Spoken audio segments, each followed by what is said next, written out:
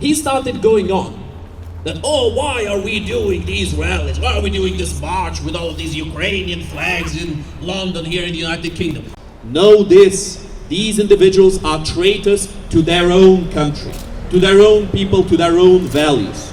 For Russia has no values. Russia has no culture per se.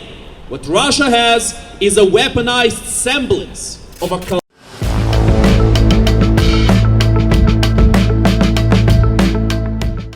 Risen the British flag a few minutes ago. I asked him, what are you talking about, man? I've had this flag since the beginning of the rally. You know, we are not only here to show support to Ukraine and to tell people the importance of ending this war, of stopping the Russian terrorist regime.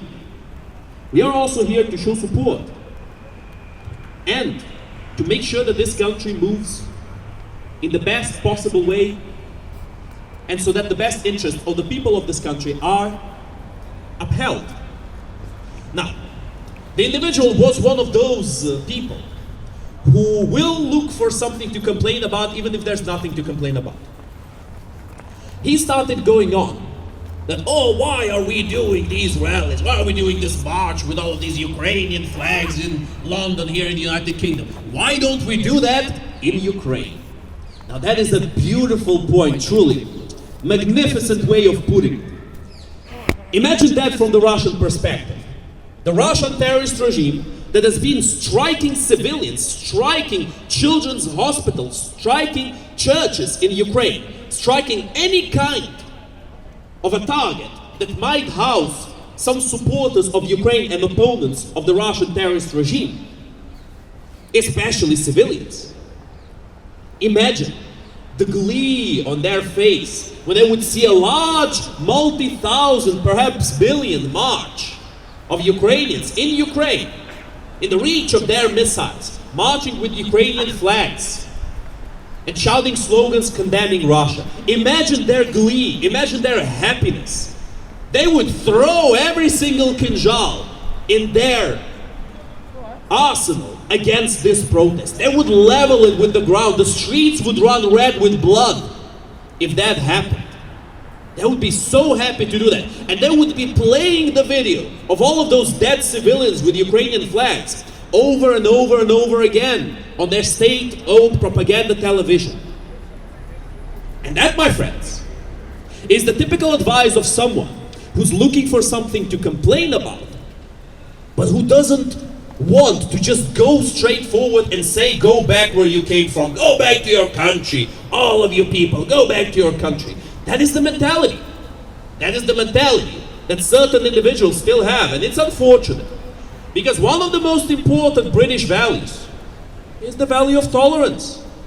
I guess some individuals, so-called patriots, so-called nationalists, they would much rather support the values of the Russian terrorist regime instead of supporting the great values of this country that we live in right now. And that is sad, my friends. It's truly sad. When the left wing that's supposed to support the underdog supports the Russian terrorist regime because they quote-unquote oppose Western imperialism, that's disgusting, that's hypocritical, that's double-think. And the same way as when the right wing, when these so-called patriots and nationalists scream and shout about how based Russia is, how great Russia is, how much Putin cares for his people, my friends, this is a betrayal of the values of this country and of the people of this country. And may everybody know this. If certain individuals are demeaning the importance of beating Russia in this war and are praising Russia for whatever reason, claiming that they care for their people, claiming they care for their country or their culture, know this, these individuals are traitors to their own country, to their own people, to their own values. For Russia has no values. Russia has no culture per se. What Russia has is a weaponized semblance of a culture. What Russia has is revisionist history.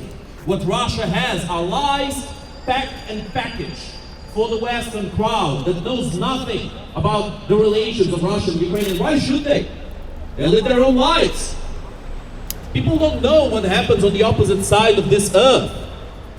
But it is important to know about Russia. It is important to know about Ukraine. It's very important. Because, my friends, Russia is here.